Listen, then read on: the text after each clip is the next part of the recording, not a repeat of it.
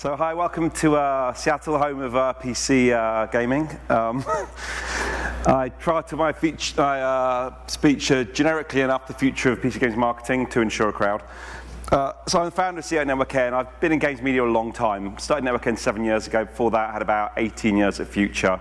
Started websites like pcgamer.com, and right now Network N has about 11 sites we own, including a site called PCGamesN. Does about 7 million monthly uniques. We run a big ad network, about 100 sites, do about 600 million ads a month. And we're an agency. We do strange creative work where ads aren't always the answer, or ads on our sites anyway. For example, with the agency, a record launch of Fortnite across Europe, and we do work for Omen, the HP sports brand. So I have many caveats in this presentation. Unlike maybe one or two people in this room, I've never made a game. My presentation is very prone to survivor bias. I'll talk about stuff that's worked. It's not a full plan by any measure, and I'll try very hard not to sell advertising, though look out for slide 36. There are six, I was once told as a magazine editor that if your reader could walk out with one thing they take away, you've won the issue. So we'll see how many things you can take away from this. Keep track, please. We were so close to solving PC games marketing. You know, we got there in 2009. It was solved. Steam had it. There was this super short golden age where you could get your game found on Steam. And it's fucked. Everybody had this idea that they wanted to kind of own their own customer, keep more of the money, build their own launcher. So this sort of one-stop solution doesn't work anymore. And it stopped working a long time ago. Minecraft's about to turn 10 this month, and you know that wasn't on Steam ever. World of Tanks was always on its own launcher. It had half an hour, I think, maybe on Steam. League of Legends was on Steam for 20 minutes when like, Sierra were publishing. Fortnite was never on Steam. The Sims was never on Steam. And there's this sort of flood of launchers. We've seen a few other speakers talk about them just now. You know, and I don't even know if anyone knows what all these logos mean. You, sir, what is a yellow egg? I don't know what the yellow is. Pop quiz, apart from Chet and Chris, who I think will know. Anyone else? It's the biggest PC game store in the world now. It's the Chinese one. Yes, the Wii thingy. Right, so they have lots of them. And what happened is there are all these new walls. Everyone says they want to cut down the barriers, and they'll kind of go, look, there's these old barriers, there's the Xbox barrier, and there's the PlayStation barrier, and the Switch barrier. And actually what they did is just create new ones, and created new problems. The previous speaker talked a bit about subscriptions. I'll talk about them. So Twitch, no one really noticed, but Twitch started a game store, and they closed it again really quickly. Twitch gave up trying to sell individual games. Despite the fact they had Amazon backing them, Twitch gave up selling individual games, and now 100% focused on Twitch Prime. Origin sells individual games, but really most see their vlog in Premiere. Discord, congratulations Discord for reaching 250 million users. I challenge any of you to find the Discord game store on Discord now. It's buried somewhere. They haven't kind of crossed it off the corporate spec yet. If anyone from Discord here, sorry, they're in San Francisco, so I think we're okay. And really all they're trying to do now is flog Nitro, their subscription service, which looks a lot like Twitch Prime perks. And Humble, you know, they kind of were all in a Humble bundle. They're all in a Humble store. And now really, if you look at all of their marketing effort, everything they're doing really is sell your Humble monthly. So, you know, it gets harder and harder to get your game found as an individual game. And so we all say, let's get the algorithm to help. So here's a typical more like this box on Steam. It's recommending Dota 2 and Counter-Strike Global Offensive. What are the odds? Can anyone guess what type of game this was the recommendation box on? No.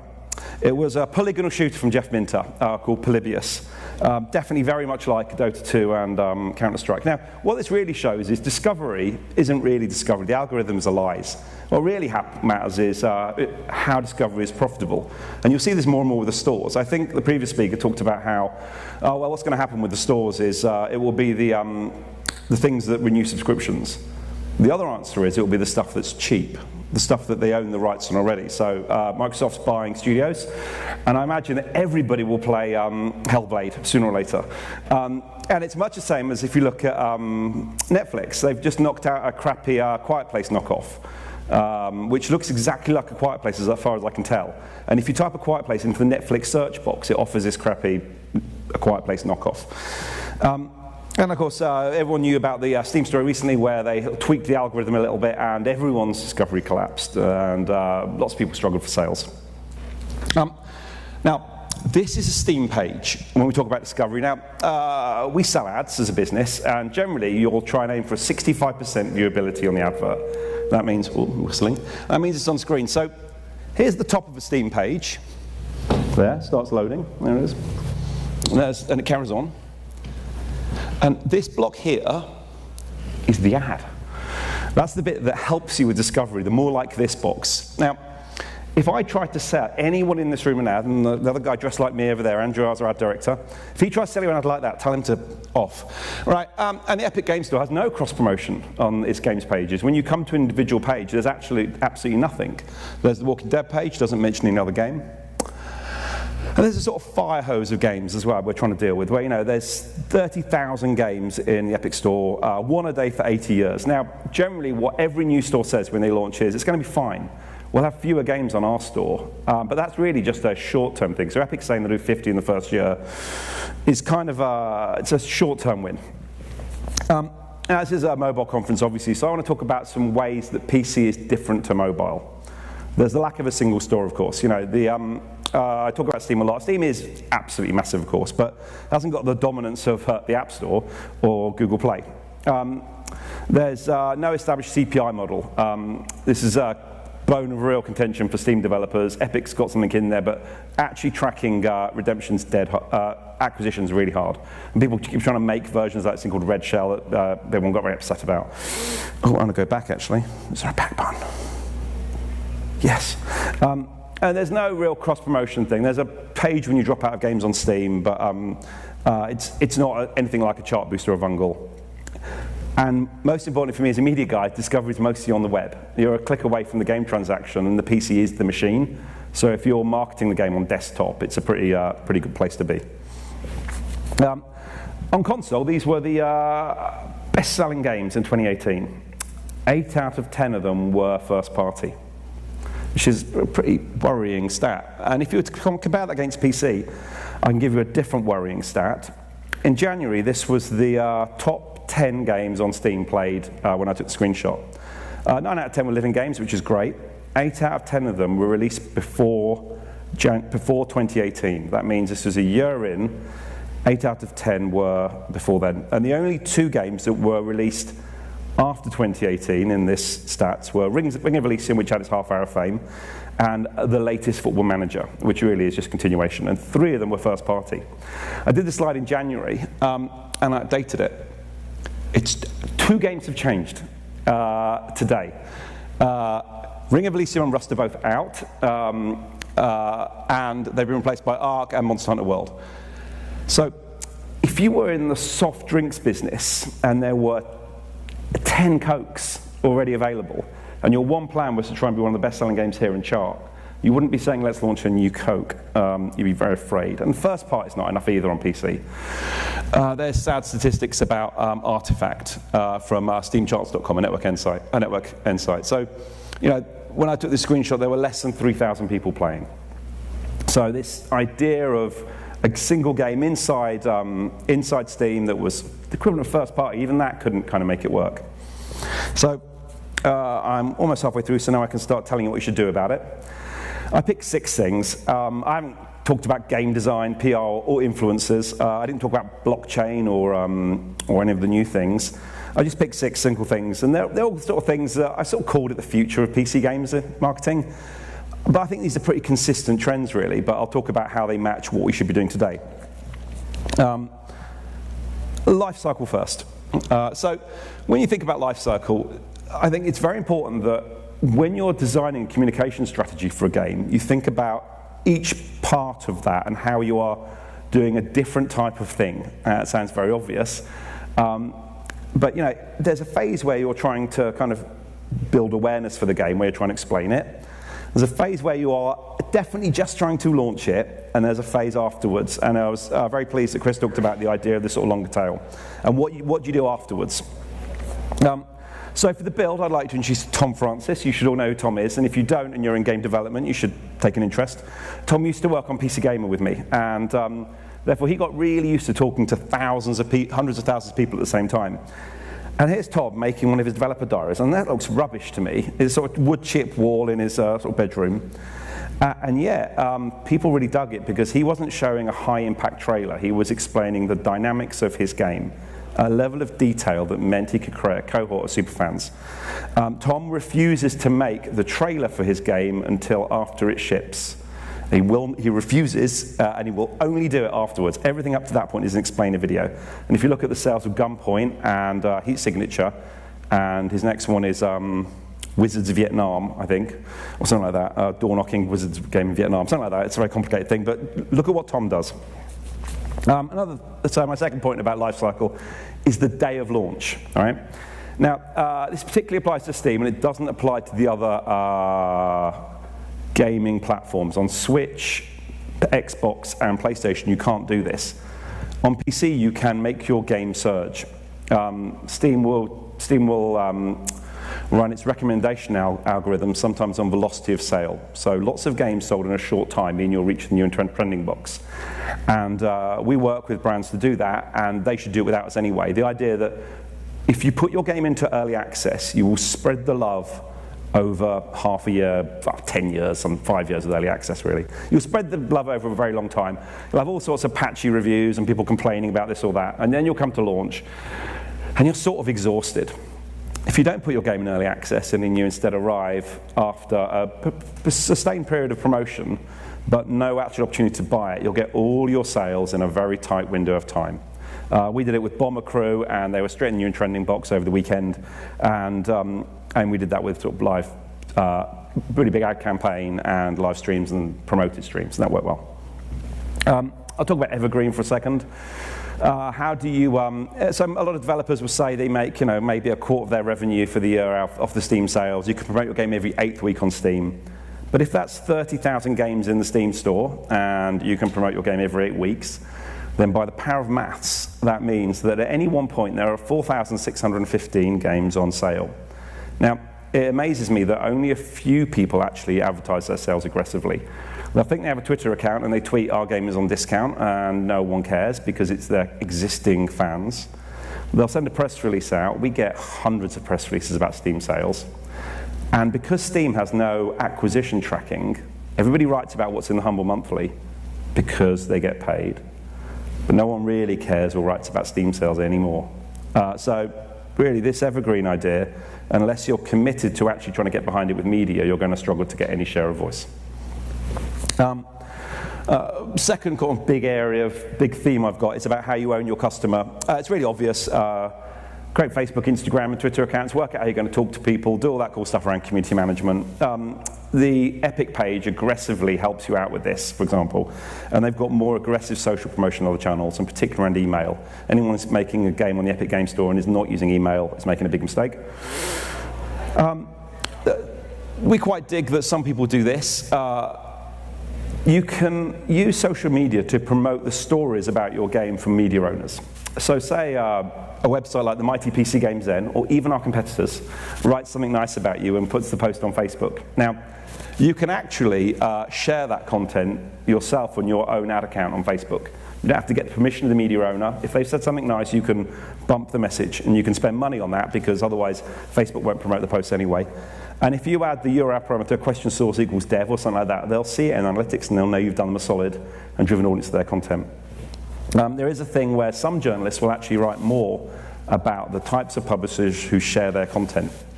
On day 2 of PCGamesN existing, Chet gave PCGamesN a world exclusive about Left 4 Dead and put it on the Left 4 Dead dev account. That was 7 years ago. Chet knew then. Now, build a cookie pool. This is really important, and this is the number one Steam hack that probably, now I'm saying it on stage, won't exist in a week's time. So you want to do it quick. In Steam, you can add your Google Analytics account to your Steam account, right? And it's the number one way Valve is using to track what you do. You can also associate your Google AdWords account to that same account, which means you can build cookie pools for advertising retargeting based on the Google Analytics code in your Steam account.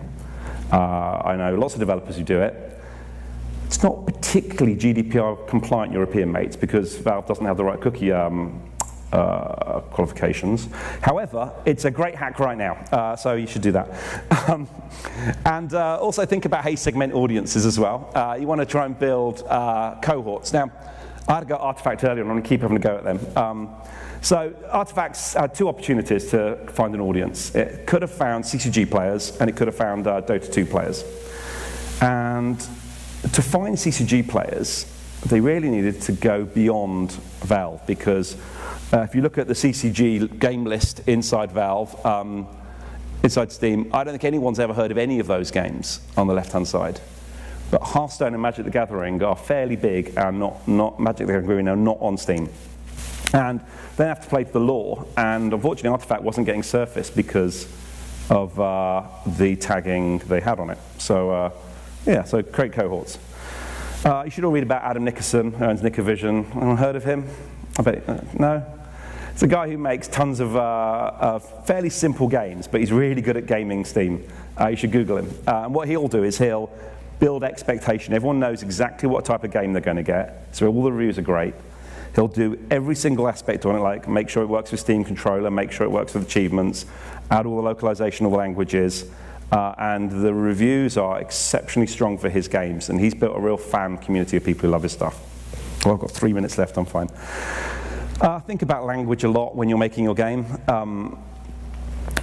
Search is a really good way to understand demand for games. And I love this because what it shows really is the difference, for example. These are Google Ad volumes. So if you have a Google Ad account, you can see exactly what people type into their browsers. So everyone thinks that you should make a co-op game, when actually you should make a multiplayer game. Because a million people type multiplayer games into Google every month. That's the language people use to describe multiplayer. Now, I'm a big fan of co-op games, but I know that if I was making a game, I'd make a co-op game and tell everyone it was a multiplayer game.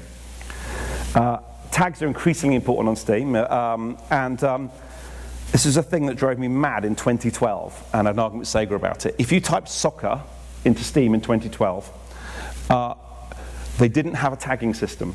So the game Football Manager only surfaced an old demo because they refused to call it soccer, because in the UK we don't call football soccer. And it's finally fixed, but it's still, the word soccer is still nowhere on the page. It upsets me. The thing about video, so when you're thinking about video, it's how do you design video for each channel. I've talked already about Tom and how the high-impact trailer is a massive distraction. Everyone wants to make their high-impact trailer, but if you look at your trailer and you can't tell which game it's for, it's not the right kind of trailer. You know, this kind of, everyone wants to make their Michael Mann or their sci-fi epic. Really, you're better off making explainer videos. And design for the platforms. Here's an example. If you're making a video for Facebook, make sure that it will autoplay on silent. Make sure text is on the screen. Make it at least 30 seconds long. And even make it tall. You could pay a brand like us to make the video, so you get a third-party endorsement, and you will have to promote the video. But it's 2019, and there are still publishers putting YouTube videos on Facebook and wondering why no one's watching them. It's because Facebook will not surface them. And it's my final slide. I'm bang on time. The last thing is leave no stone unturned. You know, you've got all these different ways of selling the game, and it's so hard. For the developers in the room, the problem with game developers is you're very clever, and you'll assume that the other stuff that sort of shiny-suited men in marketing or women in marketing do is dead easy. But it is definitely a discipline, and getting help on it from PR professionals, marketing professionals is important. Make sure you understand that if you are promoting your content, you have to buy the distribution for it, because really the platforms will not help you anymore with the content distribution. Buy a load of social for that, because organic distribution won't get you there. And really buy ads, because I'll give you an Amazon statistic. 20% of Amazon's traffic is driven from referrals from websites who are all in on the affiliate and help and web advertising stuff. And I think the idea that, particularly on PC, where it's a desktop experience, to use advertising to promote away from the very narrow channels of the store is important. Bang on time. What do you think about that? 0. All right. The next panel here is actually you as well. So do you happen to take a couple of questions? Yeah. First? Yeah. So yeah, of course. If there are any questions from the audience. Hi. Jacob, I'm going to run the mic down to you. Say your name before you give the question as well. Thanks for the talk, very informative. So I have a question about ads, because everything I've always heard about paid ads for games, especially in the sector, is that it's basically a money sink and it's not really good ROI. And it's something that I've been interested in dabbling with. So what do you have, what do you think in your experience when, especially coming from like an indie angle, when I don't have like, oh, let's just drop $50,000 on ads and find out the ones that work? I wouldn't cap. First of all, don't believe anything I say because I'm an advertising shill. But I think if the answer is just drop $50,000 on ads and see if it works, then you're not. The people buying your ads aren't the right people buying the ads on your behalf. I think there's a survivor bias, right? Notch didn't have to buy ads for Minecraft, therefore ads aren't required. And I think the idea that if you look at the people like Stardock or Paradox. Or I think you'll find that those businesses do an awful lot of advertising. You don't see it necessarily, but I think it's okay to do it, and the reach you get from ads versus thinking that because an obscure indie site has written about your game versus actually just getting some promotion. And you can buy. I mean, there's lots of people who sell you them, but I think it's buyer beware because there's all sorts of ways to buy ads. Yeah. Other questions? You're making me shell ads, I'm sorry. I said I wouldn't. Oh, here we go. Yeah. There we go. Hi, Kevin of Washington Gaming Association of the University of Washington. I was curious, one of the big aspects of your talk is using social media to create ads, but there's been this increasing movement of people getting away from social media, in fact demonizing social media with all the news of Facebook and Google, like tracking and all that. And so with people having these privacy concerns nowadays, how do you personally see marketing moving up in the future with people like moving away from that? It's constantly changing, and I think go where the audiences are at that exact moment in time. You know, right now you can buy ads on Twitch at fairly competitive prices, and they're sort of pre-roll ads. I think that the audience targeting capabilities of Facebook, though, are still exceptional. And if I was making a game, I'd be trying to build audience lists in Facebook and looking at the lookalike audience options inside Facebook, which I'm sure will get switched off soon. But you know, privacy concerns are not your problem if you're making or selling a game. These are headlines in newspapers. Your mission is to find audiences within the law.